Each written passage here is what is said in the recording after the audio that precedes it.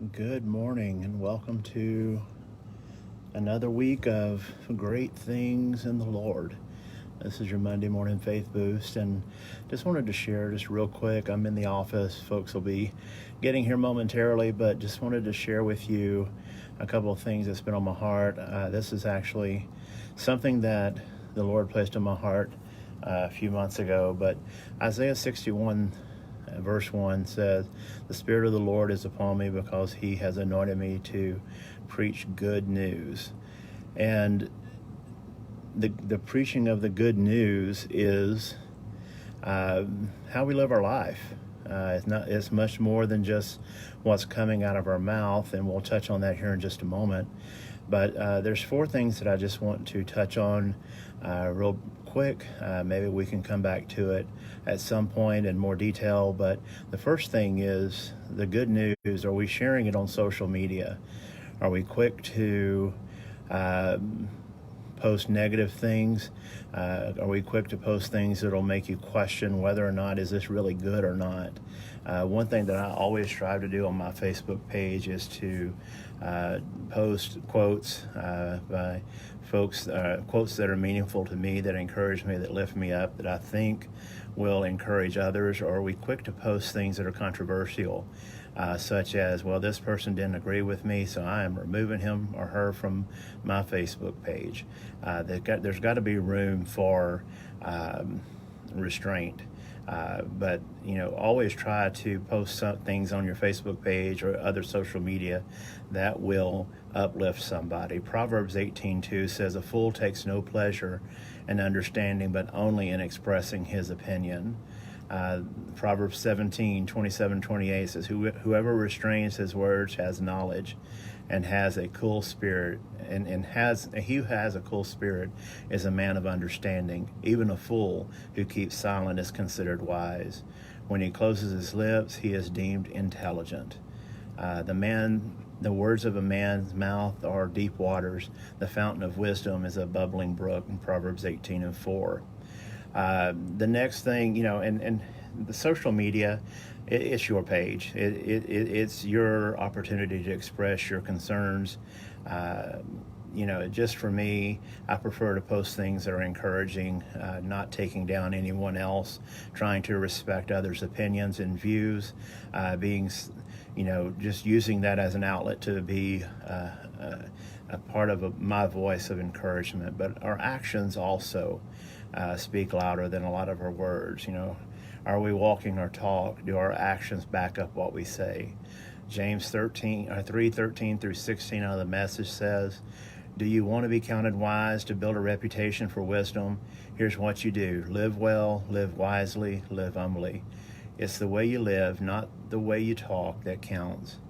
Mean-spirited ambition isn't wisdom. Boasting that you are wise isn't wisdom. Twisting the truth to make yourself sound wise isn't wisdom.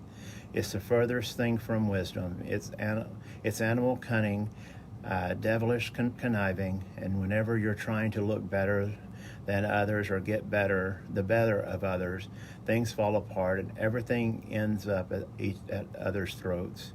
It's important that we live our life in every aspect, that our actions are conveying the good news of Christ.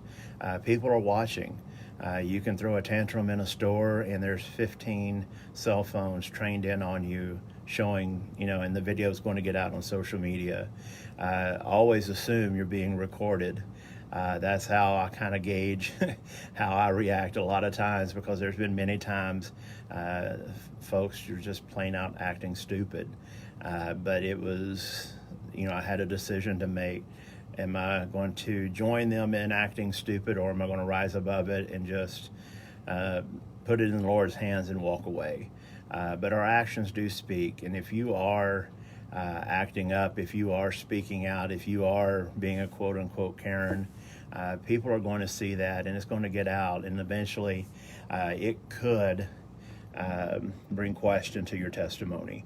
One action, one reaction can completely destroy your testimony in the eyes of someone you've been trying to work with, or trying to lead to the Lord, or just trying to be an example to. So just be mindful that your actions can be something that can either build up or tear down those around you. Our words, we've talked about that so many times. What are the words that are coming out of our mouth? What are we constantly complaining? Are we negative? Are we gossiping? Luke 6:45 says, a good man brings good things out of the good stored up in his heart, and an evil man brings evil things out of the evil stored up in his heart. For the mouth speaks what the heart is full of. What are you full of today? Are you full of the word?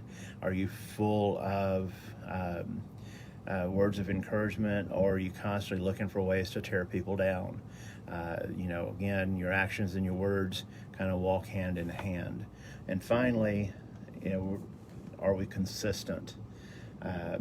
Are we the same when we're having a bad day as when we're having a good day? Do we strive to treat all people with dignity and respect? Do we consistently walk in love? 1 Corinthians chapter 15 and verse 58 says, therefore, my brethren, be steadfast, immovable, always abounding in the work of the Lord, knowing that your labor is not in vain in the Lord.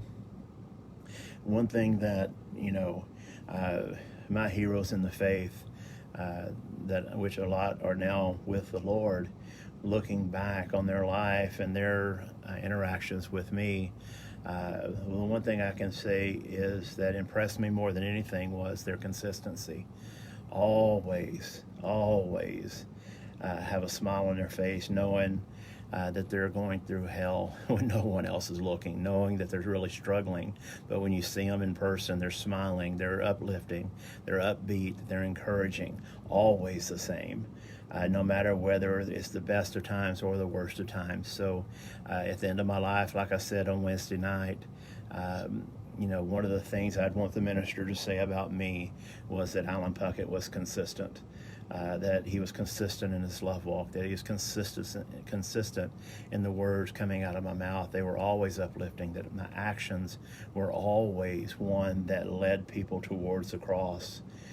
People are watching, and how you conduct yourself, whether you realize it or not. Much like the party line telephone, we may not know that they are there, but someone is always watching and listening.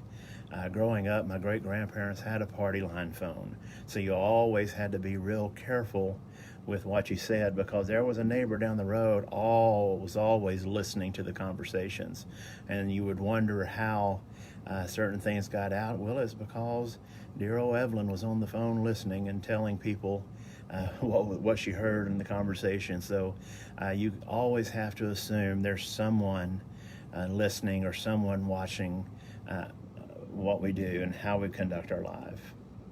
My prayer is that my life is an ongoing, consistent demonstration of the fruits of the Spirit as listed in Galatians chapter 5. So this morning, I know this was quick and simple, but I hope that you'll take to heart that people are watching and they're listening to our story. They're watching what we post on social media. They're watching how we act. They're watching how we react. They're listening to the words coming out of our mouth. And they're looking to see if we're truly consistent in that which we preach. Are we consistent? Are we hot one day and cold the next? Are we lukewarm other days? So let's take that to heart this week. Like I said, this is quick and simple, but I do believe it is important that we all take it to heart and truly be mindful of how we live our life. So I hope that you have a blessed day, have a fantastic week, and we will see you next Monday. Love you.